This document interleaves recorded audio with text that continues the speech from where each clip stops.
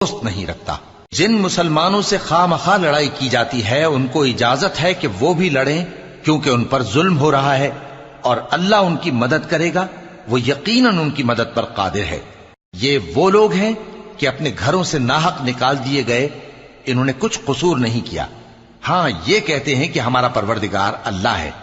اور اگر اللہ لوگوں کو ایک دوسرے سے نہ ہٹاتا رہتا تو خانقاہیں اور گرجے اور یہودیوں کے عبادت خانے اور مسلمانوں کی مسجدیں جن میں اللہ کا کثرت سے ذکر کیا جاتا ہے گرائی جا چکی ہوتی۔